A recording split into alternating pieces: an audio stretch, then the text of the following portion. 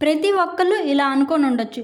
మనకి మంచి జాబ్ ఉంటే మనం చాలా హ్యాపీగా ఉంటామని, లేదా మన దగ్గర డబ్బులు ఉంటే చాలా హ్యాపీగా ఉంటామని, లేదా చేయడానికి ఏదైనా పని ఉంటే చాలు చాలా హ్యాపీగా ఉంటామని. నిజానికి ఇవన్నీ ఉన్నా కూడా మనం హ్యాపీగా ఉండలేం.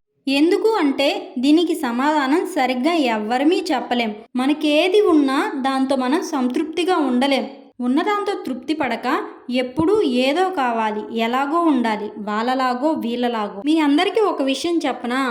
మనలో ఎవరో ఒకళ్ళము వేరే వాళ్ళని చూసి మనం కూడా వీళ్ళలాగా ఉండాలి అనుకుంటాం కదా. నిజానికి మనం వాళ్ళలాగా ఉండాలి అనుకుంటాం, వాళ్ళు వేరే వాళ్ళలాగా ఉండాలి అనుకుంటారు. ఇక్కడ మనం ఎలా ఆలోచించాలి అంటే ఎదుటి వాళ్ళలాగా మనం ఉండాలని కాదు, మనకున్న దాంట్లో మనం ఎలా ఉన్నతంగా ఉండాలి అన్నదాన్ని. అప్పుడే మన మనస్సు బుద్ధి రెండూ కూడా ప్రశాంతంగా ఉంటాయి. మనం ప్రశాంతంగా ఉంటే ఆటోమేటిక్గా మన ఫ్యామిలీ అంతా కూడా ప్రశాంతంగా ఉంటుంది.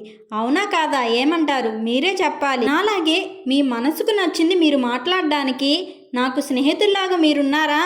ఉంటే మరి సబ్స్క్రైబ్ చేసుకున్నారా? ఇంకా ఎవరైనా సబ్స్క్రైబ్ చేసుకోకపోతే please like, share and subscribe to my channel ఈ తరం కోడలు.